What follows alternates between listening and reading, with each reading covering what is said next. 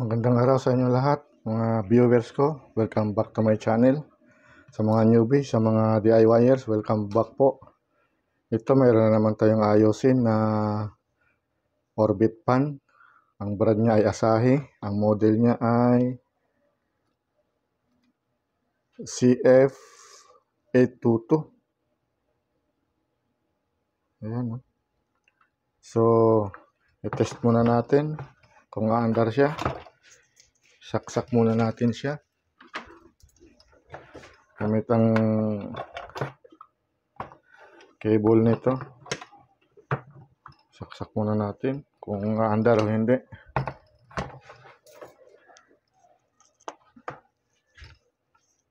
Yan, nakasaksak na yan. Ito natin.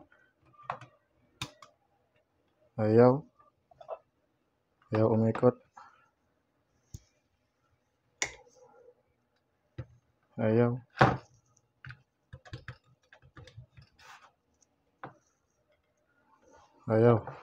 So, bali, test muna natin siya.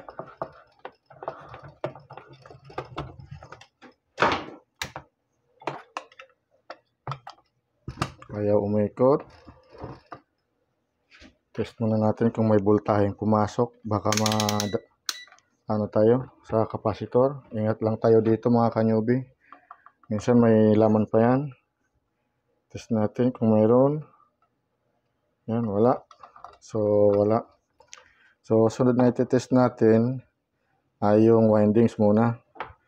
Kasi di natin matitest itong naka-attach yung windings. Hindi mag-ano siya. Hindi masusukat natin yung value ng kapasitor. So, bali, test muna natin yung windings. Na ohms tayo. Ayan, 586. Black to white. Black to green. Wala. White to green. Wala. So, ayan, wala. Yung isang linya lang mayroon. Yung linya ng kapasitor lang mayroon. So, tatanggalin muna natin to. Itong kapasitor. Tsaka yung windings para masukat natin kung saan may problema. So, bali tatanggalin muna natin to mga ka-newbie. Tanggalin muna natin mga ka-newbie itong kalagay dito sa kapasitor para matest natin yung kapasitor kung okay o hindi. Kasi pag di natin yan tinanggal, di tayo makakasukat ng capacitance dyan. Ano natin sa capacitance. Ayan.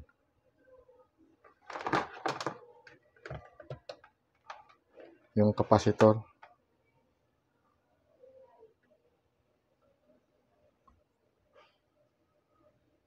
Ayan. Oh, wala. Ayaw mag-read. OL siya. Open loop. Wala talaga. So, tatanggalin muna natin yan. Kasi pag nakalagay yung wire dyan, hindi natin masusukat yan.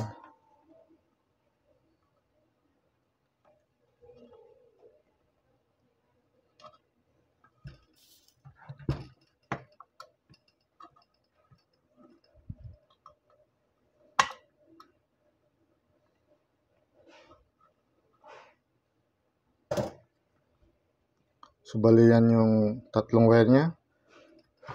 Yung green, yung black, yung white. Tapos, yung kapasitor, tinanggal natin. Testingin muna natin yung kapasitor para malaman natin kung okay o hindi.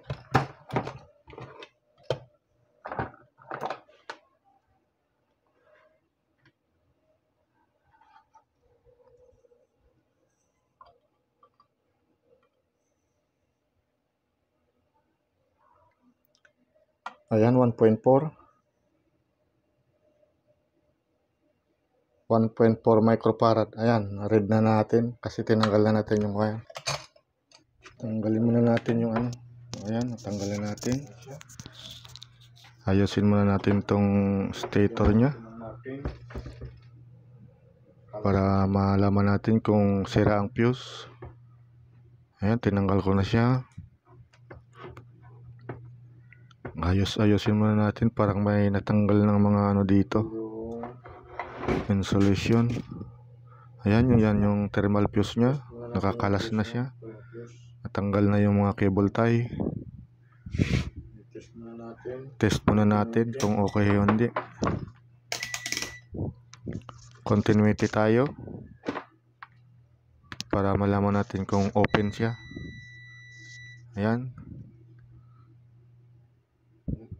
wala siya mga ka-newbie, talagang sira ang fuse nya. Ang problema niyan, bumigay yung fuse.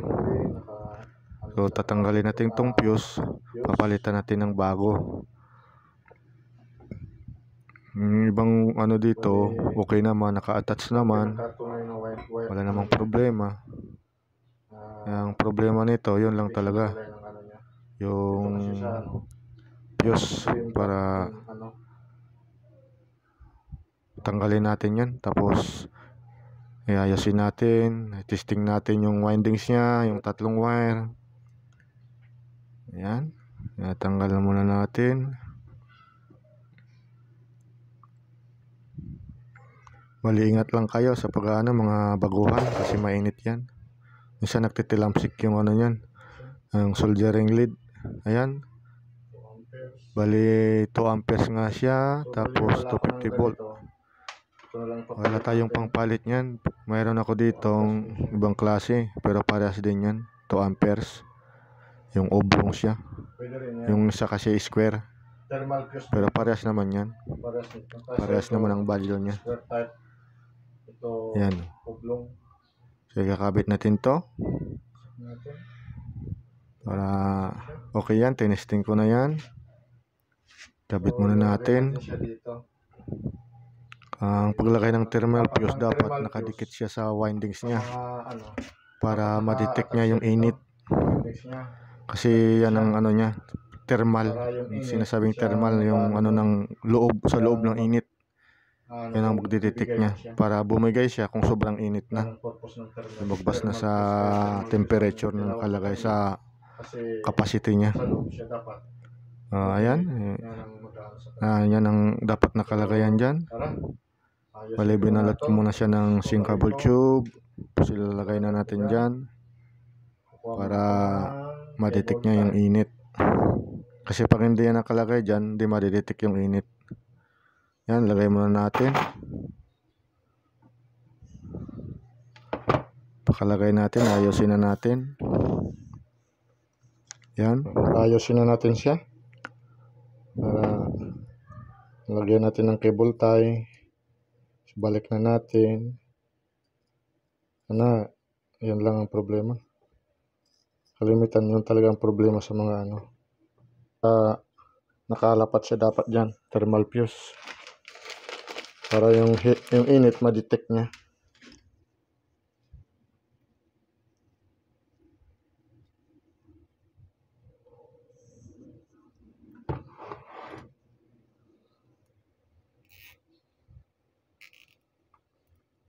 Yan.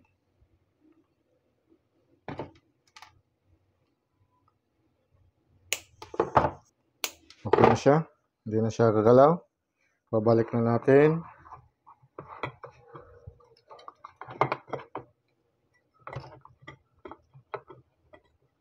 Na siya.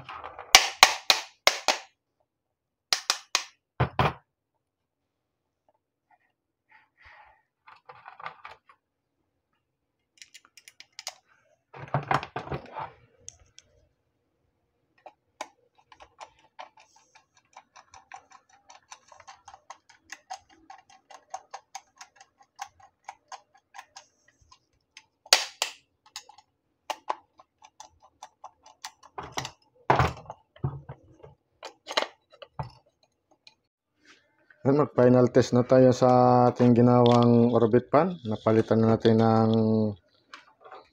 thermal fuse. Testingin na natin yung windings na, yung tatlong wiring nya. Iset na natin yung tester natin sa 2K ohms. Yan. So, bali susukatay natin tong tatlong to kung saan natin ikakabit yung kapasitor. Okay? Umpisa tayo dito sa green. Okay, dito muna tayo sa una. Itong dalawa, itong black saka green.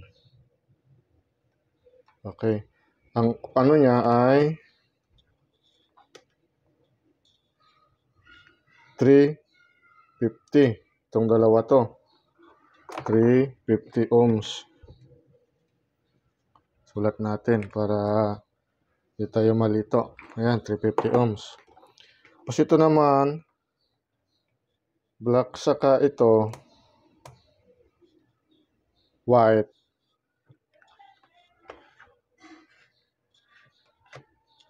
Ito natin sa kabila. So, kita. Yan, ito naman,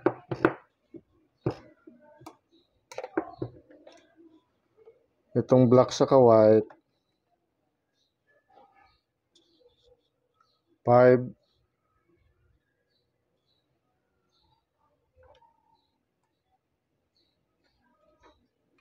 578. Okay. So, itong dalawang to is 578. Ito. 578. Itong dalawang to is 350. Tapos itong dalawang to naman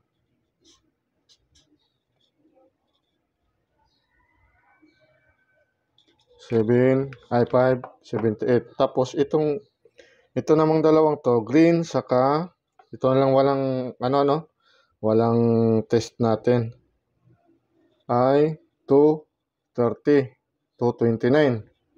Ayan na, 229. 229. So, ibig sabihin, dito tayo maglalagay ng kapasitor. Ito yung pinakamataas, 578. Ang kapasitor natin ay ang black saka white. Okay, dyan na tayo maglalagay ng kapasitor. Ito, kapasitor. Dyan natin ilagay yung dalawang wire na yan. Ito, puti saka itim. Yan natin ilagay. Tapos,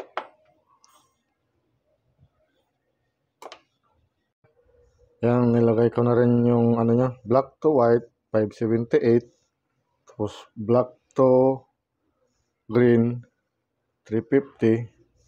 Green to white, 229. So, ito yung lagay natin sa kapasitor. So, magiging yung green, itong green, ito na magiging common natin. Common na siya. Itong green, siya na ang magiging common natin. Okay. So, ilagay muna natin tong dalawa to sa kapasitor. Yan na, nilagay ko na yung kapasitor. Ayan na, sa black saka itim. Yan na nakalagay. Sa pinakamataas kanina. Saka yung isa, yung common, yung natira, yung isa. Yung green, yan ang common niya. Siya na ang line 1. Doon na natin na ilalagay yung line 1. Yung line 2 naman, hanapin pa natin yung pinakamababang ohms pa. Sa dalawang wire na yan. Para doon ang running, saka ang starting, makikita natin dyan. So, i-test muna natin sa common, tapos sa dalawang wire na yan, kapasitor, kung saan ko ilalagay yung line 2. Ito munang isa. Test natin. Hindi makita sa tester natin. Ayusin muna natin yung tester. Ayan, okay na. Kita na. Nasa 350 ohms siya. 350. Yung isa, ulitin natin.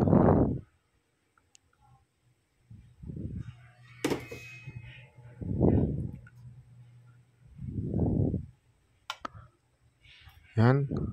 Gumagalaw kasi yan. 350 siya. Tapos, yung isang wire, white naman, ayan, 230. 230. Ayan, tumaas pa ng konti. Ayan, ilalagay natin yan dyan sa pinakamababa. Hihinang natin yan dyan. Yan na ang niya, running. Yan ang running niya. Dyan na ilagay natin yung isang line 2. Para yung ikot niya mag-clockwise.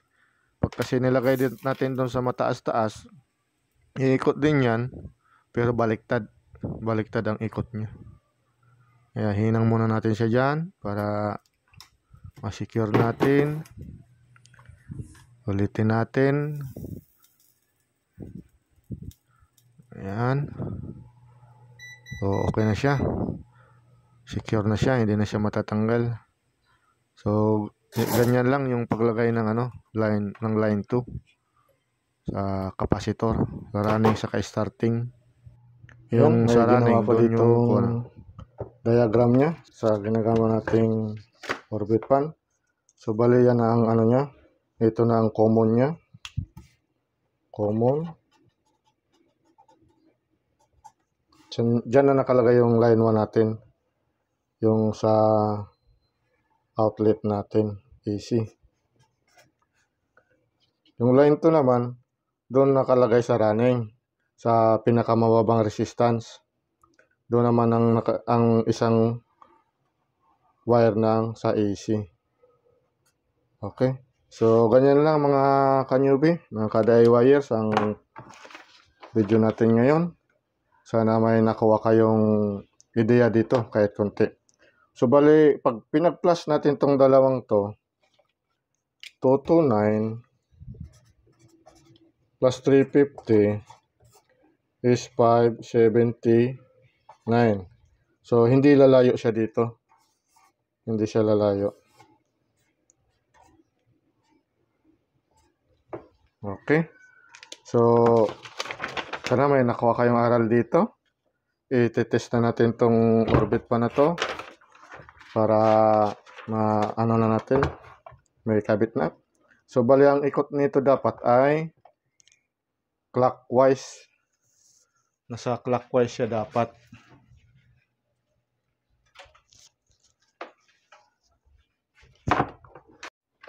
Ayan, i-test na natin. Nilagyan ko siya ng tape. Lagyan natin ng kulay dilaw para mas makita natin ang ikot niya. Ayan. Saksak ko na. At paikotin na natin. Ayan. Ayan na siya, mga ka-newbie. Umikot na siya. Dapat clockwise. Yun, tama. Pag ganyan siya dapat ang ikot niya. Parang relo ang ikot pag ganyan. Pag kasi nabaliktad mo ito, pag nabaliktad mo siya dito, maikot siya, pabaliktad ang hangin niyan sa loob. Kaya dito tayo naglagay sa running niya, yung pinakamababang resistance. Pag ito nilagay mo dito, yung isang line 2 dito sa kabila, baliktad ang ikot niya. So, i-testing natin para makita nyo. Ilipat natin to sa kabila. Yun na ang tamang ikot niya. Clockwise. Ito magiging counterclockwise siya. Pag linipat natin to sa kabila, itong line 2, itong isang linya ng saksak, dito sa kabila, ibang ikot niya. Lilipat na lang ninyo basta nakalimutan nyo yung ohms o kaya yung running starting windings. Wala namang problema yun. Babaliktad lang yung ikot niya. Okay. So, testing natin para makita nyo. Ayan. Kumalas na yung isa.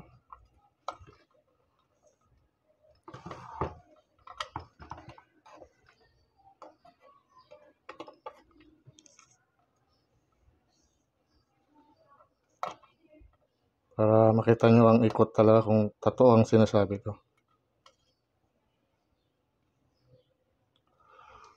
Nakalagay yan sa starting, hindi sa running. Dapat sa running nakalagay yung isang line. Okay, ayan. Oh, okay na. So, testing na natin uli. Saksak natin uli.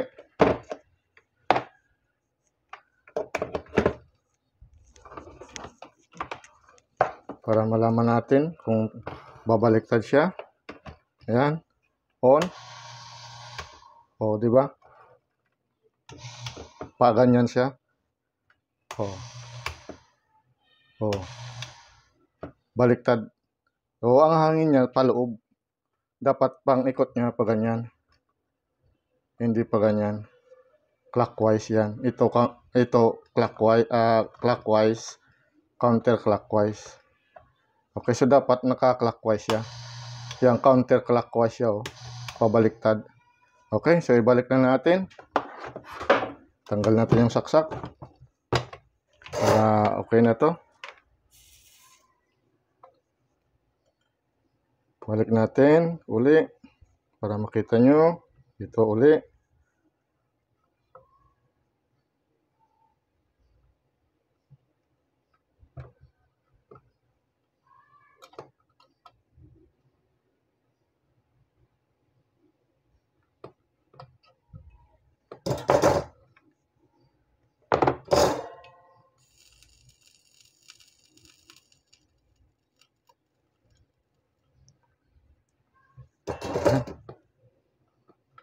Nakahinang na siya. So, test natin uli para makita nyo.